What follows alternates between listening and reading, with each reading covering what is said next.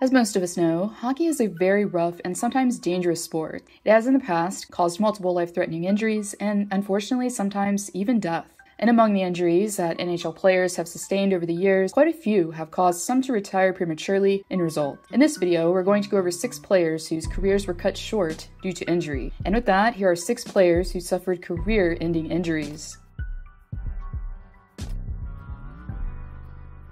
After being traded from Atlanta in 2006, Marc Savard continued to shine offensively for Boston, while yet again recording more than 90 points in the following season. And during his time in Beantown, Savard was known as one of the Bruins' top point producers, as, before the injury, he was close to being a point-per-game player throughout his career with Boston. But unfortunately, all that came to an end on March 7th of 2010. As the Bruins made their way to Pittsburgh, Savard unknowingly would be leaving the arena not on his own free will, but rather on a stretcher. During the final period of play, as the Penguins were up 2-1 on the B, as Savard was attempting a shot in the offensive end, Matt Cook decided to completely blindside the forward by elbowing him in the head. Savard became instantly incapacitated on impact and had to be stretchered off ice. His diagnosis was a grade 2 concussion that would later result in Savard suffering from post-concussion syndrome for years to come. Despite being able to return for the 2010 playoffs over the offseason, the various symptoms he suffered due to brain trauma forced him to miss the first 23 games of the 2010-2011 season. And after enduring yet another concussion, this time at the hands of Matt Hunwick in January of 2011, Savard was never able to play again. Even still, this story does have somewhat of a happy ending, at least, as Savard was able to have his name engraved on Lord Stanley's Cup despite being sidelined for the entire postseason. Savard formally announced his retirement around 7 years after he played his last game, on January 22nd, 2018.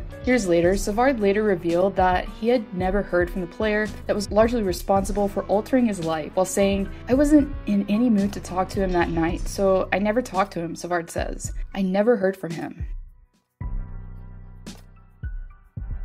One of the best all-around defensemen to play in the NHL, Chris Pronger was the ultimate package to have on the blue line. With a reputation of being a brash enforcer that, at times, straddled the line of legality, Pronger, during his career, was feared on ice. But it was during a regular season meeting in Philadelphia against the Toronto Maple Leafs that Pronger himself had to be slightly afraid following the unfortunate injury he sustained, as Pronger was trying to take puck possession in the Flyers' end, who beat him to the puck and attempted a shot on goal, but instead, in the process, clipped Pronger in the eye, who didn't play with a visor. This immediately caused the defenseman to scream horrifically in pain. Toronto's coach at the time, Randy Carlyle, recalls his account of the incident while saying, "I still remember the screams. Prongs never let you know he was hurting, even when he blocked shots, fought, and got slashed. That was the scariest thing I've ever seen," Carlyle says. After being bedridden for 4 days following the injury, Pronger returned to play, but during his 4th game back, he was forced to hang up the skates for good after receiving a concussion, compliments of Martin Hansel. Pronger later recanted the state he was in following the eye surgery. "I was way off.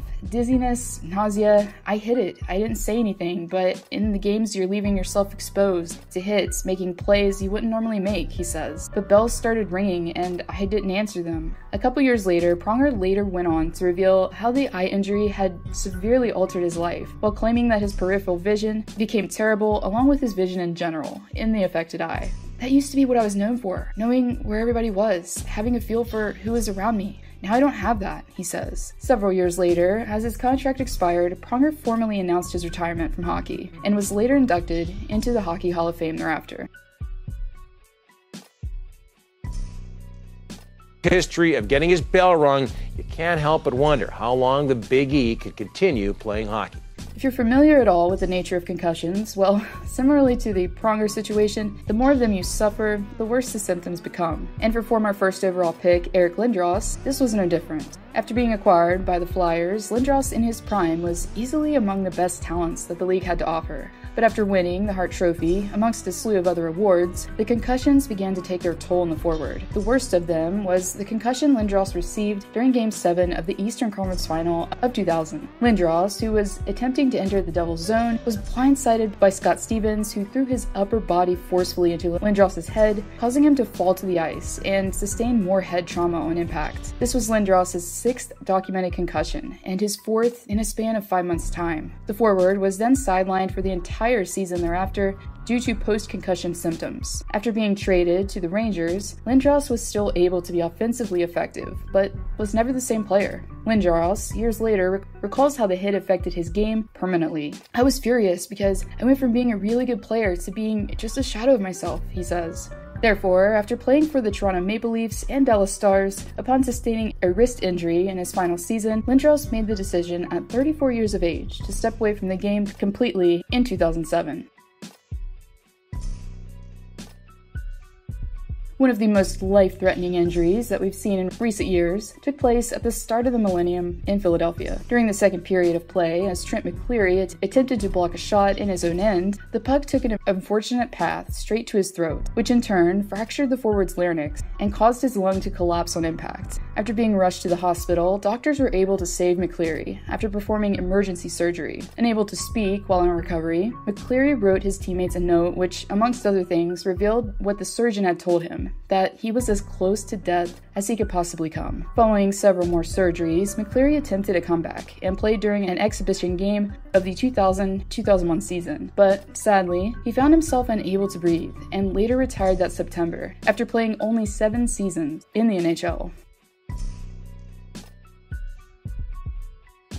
Similarly to Lindros, Pat LaFontaine was a star player that was viciously targeted throughout his 15 seasons spent in the NHL. Following his best season statistically with the New York Islanders, in which he recorded over 100 points, things quickly took a dark turn for the forward in the playoffs of 1990. During the first game of a series against their interstate rival, the New York Rangers, LaFontaine, who was attempting to make a play near the slot, was cheap-shotted by James Patrick.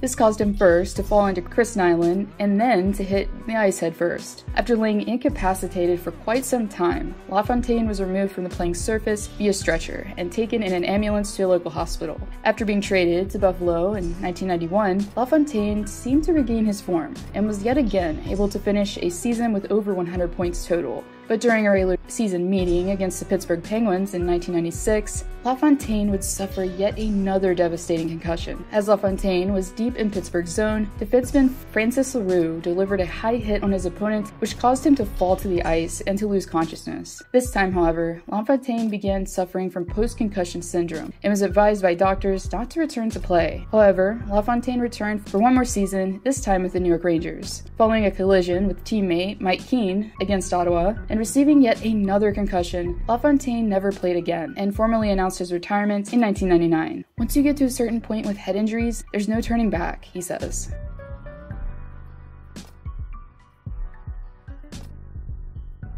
Final bout of controversy that we have to discuss took place in March of 2004. As the Colorado Avalanche faced the Vancouver Canucks, there was some unfinished business to attend to, as the last contest between the two in the Mile High City was a catalyst for this act of violence to occur. Steve Moore decided to elbow Marcus Naslund intentionally. Head coach Mark Crawford, who was just as angry as the team afterwards, had this to say about the incident. "That was a cheap shot by a young kid on a captain, leading scorer in the league, and we get no call. We get no call. I mean, that is ridiculous." Seeing it largely as a lack of respect and blatant disregard for the safety of the opponent, the Canucks, while in their home barn, had something sinister brewing behind the scenes. After previously facing Matt Cook in the contest in the ring, Vancouver wasn't done letting Moore pay for his actions. In the final period of play, as the Avalanche were up 8-2, Todd Bertuzzi began hovering around Moore, waiting for his opportunity to strike. But after asking Moore to drop the gloves, Bertuzzi decided to take a more stealth approach and struck Moore from behind in the back of the head. Moore, who instantly fell on impact after loss of consciousness, had to be escorted off ice on a stretcher. Due to the fact that multiple players piled up onto the victim, he sustained 3 fractured neck vertebrae, facial cuts, along with a concussion. Unfortunately for Moore, this was the last game he ever was able to play. And the score settling has gone too far.